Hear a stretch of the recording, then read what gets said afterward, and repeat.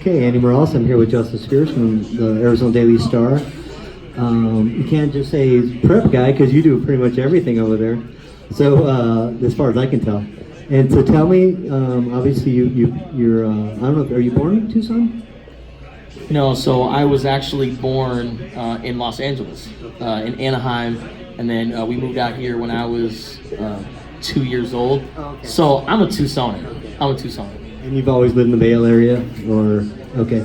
So tell me about your experience at Cienega. You played football, some very good teams there. Yeah, so I was a Cienega Bobcat. My older brother was a Cienega Bobcat as well. So from the time I was 6 years old, 7 years old, I was going to Cienega football games, and I remember the one Cienega football game that I really remember, or the star that I remember the most when I first went to games, was Brandon Lopez. He was the guy that really put Cienega football on the map, because he was originally at Sahuarita, I believe, and then Hassie, he came over from Saguaro, started this thing, and Brandon Lopez was really like one of the pioneers of Cienega football and really put Cienega football on the map statewide. It's been pretty much a quarterback school. You've had several Mills. Is it Jordan Mills? Yeah, Jordan and Mills. And then you had Stephanie Hisbreen. Stephanie Hisbreen. Did you play with him? Or do you want to talk a little bit about him? Yeah. So I did not play with Stephanie Hisbreen. The quarterbacks when I was there, because I played varsity 2010, 2011, and 2012. So the quarterbacks playing for Cienega on varsity when I was playing, Jordan Mills was the starting quarterback when I was a sophomore. Junior year, our starting quarterback was Michael Archie. Yes. And he's only like 5'8", but my goodness, one of the best quarterbacks Cienega has ever had. And then my last year, we switched quarterbacks. We brought in Adriel Alvarado, who was a transfer from South Point Catholic, but we also did some Wildcat stuff with Neil Kimberlin as well. So we had two quarterbacks really my senior year, but Adriel Alvarado was the primary quarterback. So those are the quarterbacks that were playing when I was there. Yeah, and Seth obviously is a 3-star athlete, so he's proof that you can play every sport and still be great. He is green. So at Cienega, when did you get this bug to be in sports on the other side, what we're doing now? So I remember when I was like 10 years old, my brother was taking me to school, and we were watching Sports Center one day. He said, "Man, wouldn't it be cool to talk about sports and get paid to do it?" And in watching Sports Center, I was like, you know what, you're right. I do want to get paid to talk about sports. But I was always, playing football. And you don't see too many offensive linemen that are 5'8" getting scholarship offers to go play college ball. So I knew right away that playing football outside of high school, that's not happening whatsoever. So I wanted to, be a journalist, be a broadcaster. And so when I was in high school, when I wasn't doing football, when I wasn't playing football, I was doing play-by-play for the basketball team. Yeah, our basketball team would play games. We did have a table up in the stands. That was you guys. So yeah, that was me calling the games, doing play-by-play for Bobcat TV, and then eventually transformed into radio as well. So I knew what I wanted to do for a long time ago, and it's been great to me. Yeah, Bobcat TV is one of the best, I think, in the state. You guys, and still do sports, and sometimes I look at their stuff to see what's going on. I can't remember the name of the teacher, but Miller. Yes, it's a great program, and at a time when a lot of schools are getting rid of their school newspapers and journalism, you guys we're doing a great job. And then so from there you went to U of A. And you did the radio show, and you want to talk about all that? Your professionals, how that all started? Yeah. So my dream is, to have my own radio show. And that's what I wanted to do. So I marched right into the campus radio station at the U of A, Camp Student Radio. Big shout out to you guys. And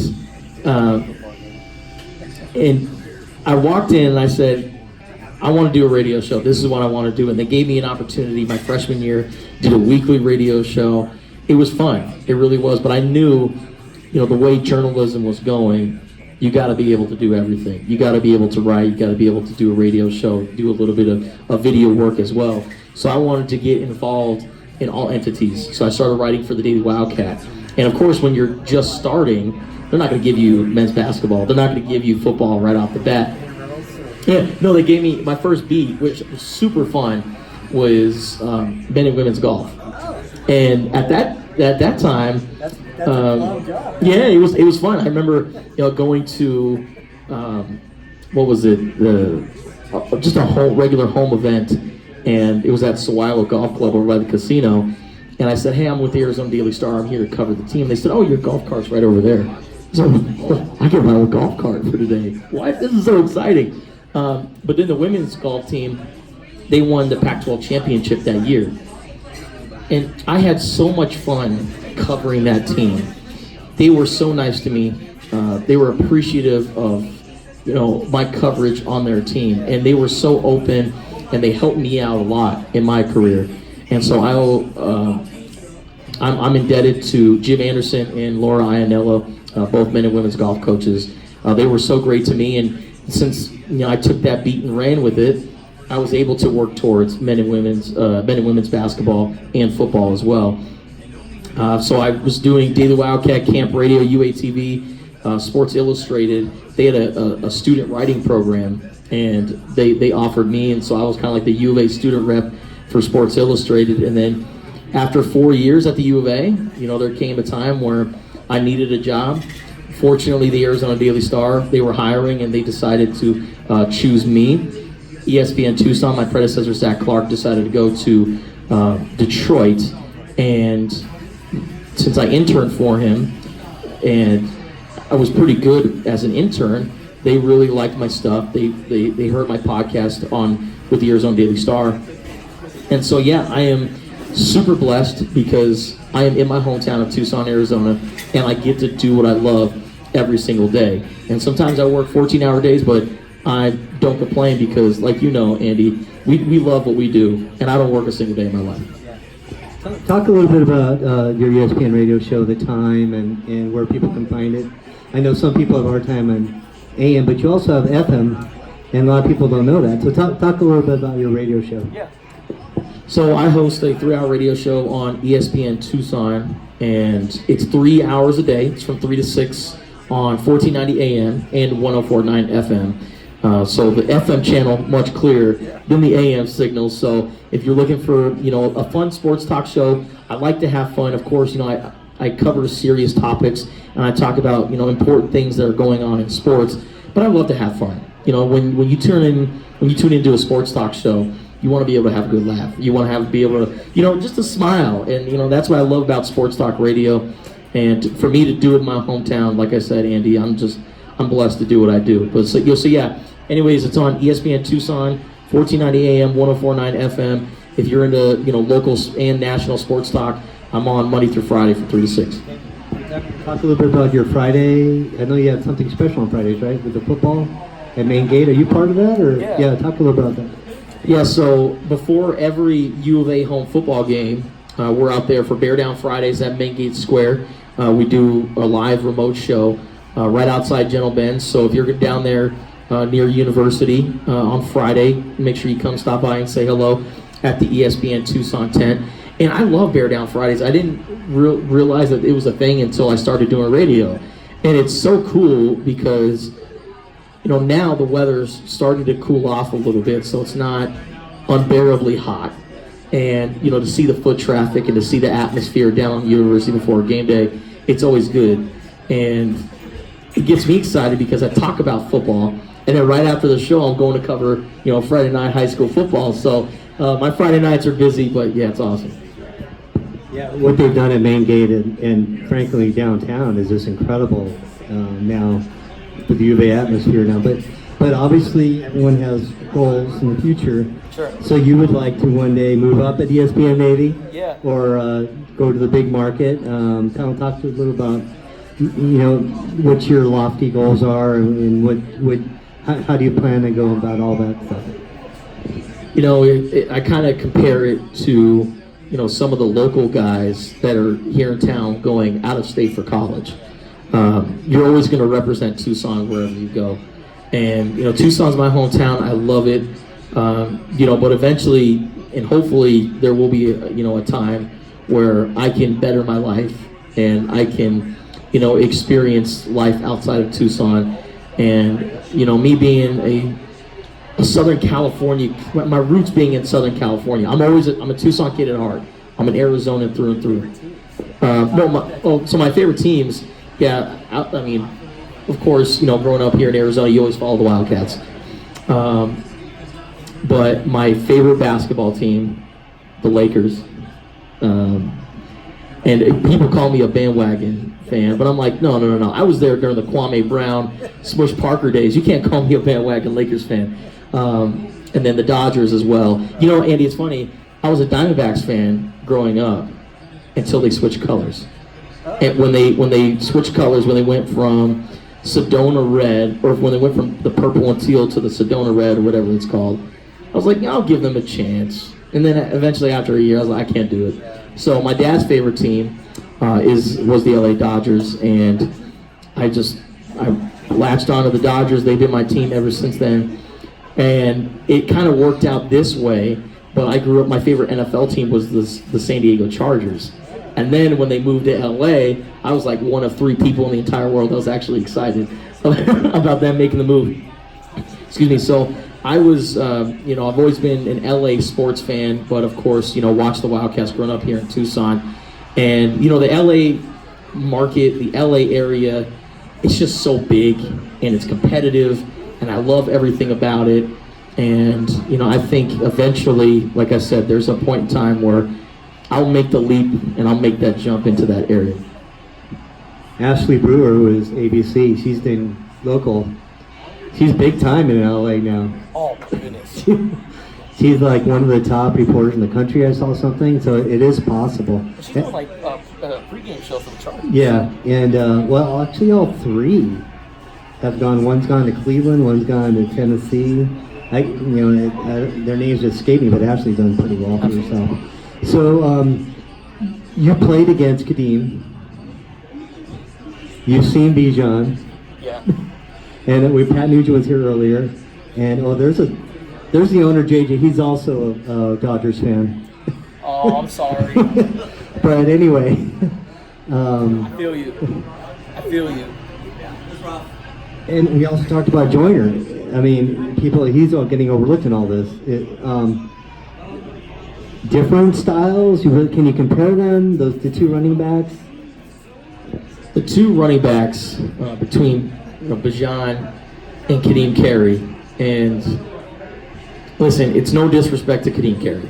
Absolutely. One of the best running backs in Arizona high school football history, a Tucson icon. When you think about some of the best players that has come through this city, you're always going to think about Kadeem Carey.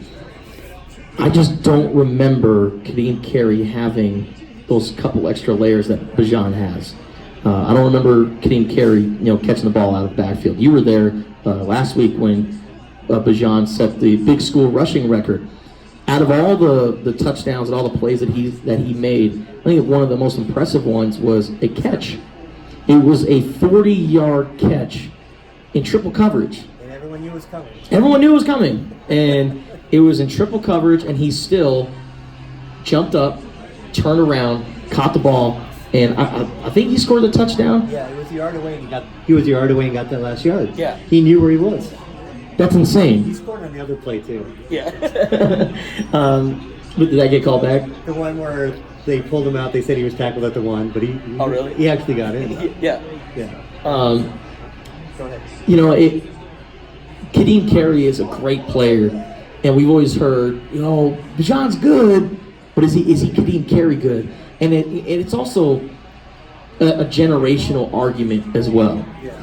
And the reason why I always say Kadeem Carey versus Bijan is because I didn't watch the Bates brothers playing for Amphi. I didn't watch Fred Sims at Sunnyside.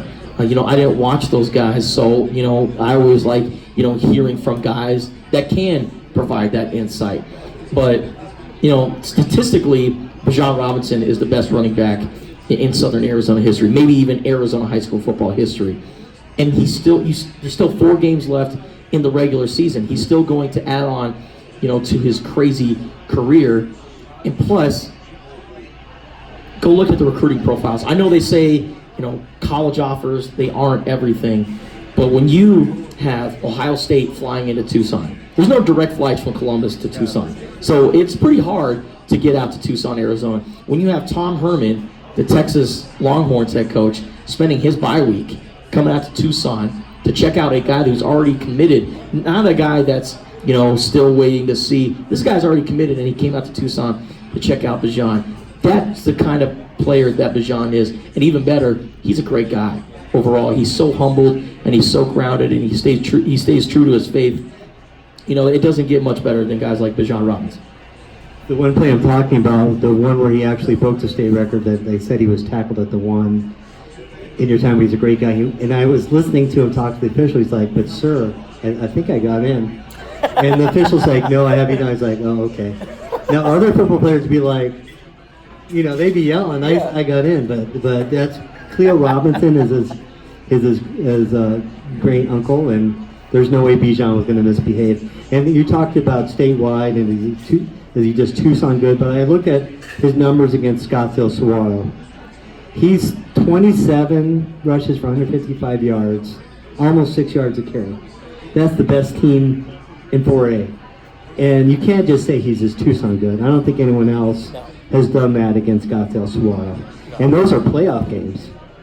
So State championship games. Well, the first one was Semifinals? Semifinal. Okay. Theoretically, South Point could be working on their 4th straight title if it wasn't for Scottsdale Saguaro.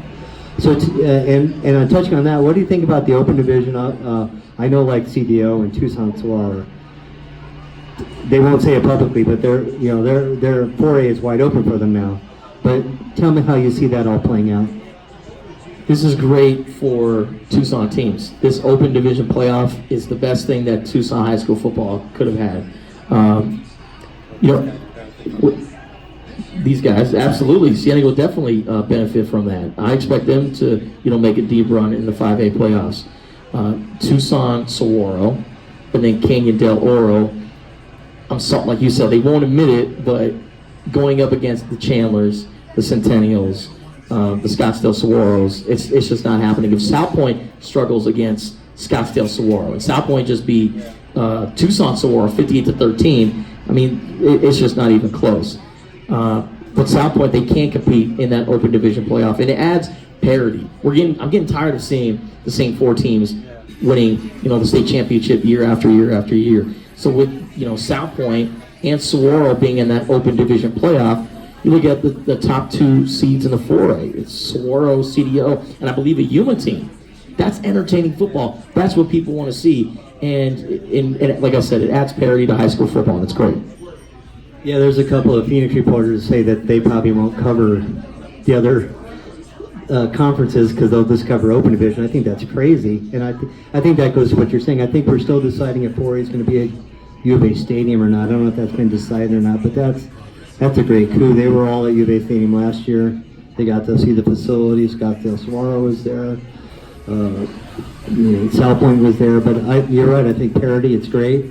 We're still deciding on what the conference is going to be like next year. That won't be decided in December. It looks like teams like Empire are going to go back down to 3A. There's going to be another school in Siena in Vail School District. That hasn't been decided yet where they're going to fall. But this is the exciting time of year, and teams like Cienega, they don't have to worry about Centennial, and that's no slight against Cienega or Centennial doesn't belong. They belong in the big guys, and you're right. The divide between South Point and the rest of the teams is just like Scottsdale Saguaro's 20 Bijans. Now I don't want to say Bijans. You can't really say that, but they have 20 Division I guys on that team. Yeah. I think it's up to 23 now. But it's just incredible.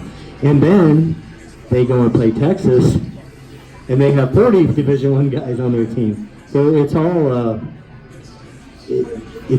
your perspective on where you're at. So how much longer do you think you're going to be in the Tucson area? Is there a plan for you?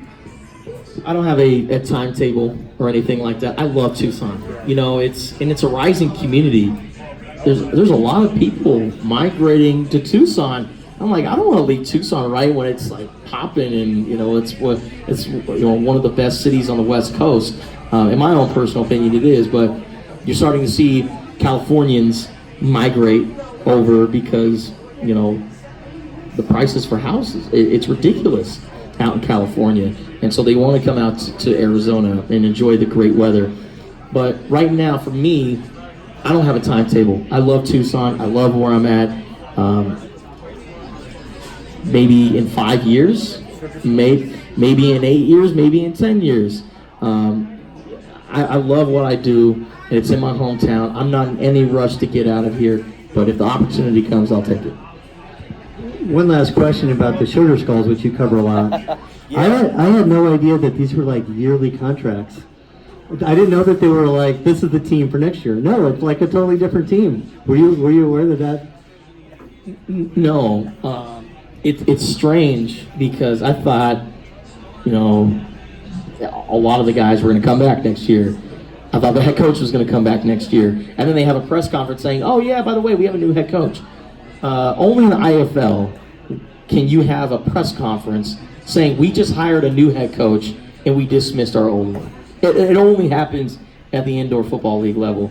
But Dixie Wooten, he's a new coach for the Tucson Sugar Skulls, won a couple championships with the Iowa Barnstormers. So a championship pedigree coach coming to Tucson. I know they re-signed a couple Tucsonans, Robert Metz, Cam Gaddis. You had Taquan Neal, who was the IFL MVP. So the Barnstormers, I should say the Tucson Barnstormers, or the Iowa Sugar Skulls, you know, they're going to be pretty good this year. And I think they're going to be much better than last year. And I feel bad because Marcus Coleman, the old head coach, such a great guy. You know, a stand-up guy. I enjoyed, you know, having him come on the radio show. I enjoyed talking to him after games. He was just such a genuine, down-to-earth guy. But unfortunately, even whether it's IFL, NFL, you know, professional football, it's still a business. And when they saw Dixie Wooten was on the market, they had to capitalize on it. So they told Marcus, hey man, no hard feelings, but you know, we got a better opportunity. So yeah, Sugar Skulls should be fun this year. That's one thing about pro. I was there when the first game of the Sugar Skulls played the Rattlers, and I can't remember the name of our kicker, but he missed a couple of field goals. And I heard the head coach, which is an odd situation. He's the owner of the, and he was like, "Who's the Sugar Skulls kicker?" I knew right then he was going to be cut. And he was. It was. This is pro sports. It's a different. It's not high school. It's not college. You're right. If you don't produce, just like if you're a salesman at a company, you know, there's no. Sorry, can you stick around? It's like we got to find someone that can get the job done. And it wasn't like Marcus Coleman didn't produce. I mean, it was the only IFL team in league history to make the playoffs as an expansion team. It was just Dixie Wooten. It was a better opportunity, and it's a business, and you're gonna do whatever you can to grow, and that's exactly what happened. So thanks for coming, Justin. And we're gonna restart 1490. AM, what's it again? 104.9 FM. When I'm traveling around and I start losing you, I have to find you on FM. Because I do listen. There's several choices now in Tucson, and I do listen to you a lot, as I've told you. Thank you. And Andy Morales, my daughter Maggie Morales behind the camera. All Sports Tucson weekly show. You also have a weekly show every Thursday nights, also at. Famous Sam's? Famous Sam's over here on the east side of town. And thank you, and take care.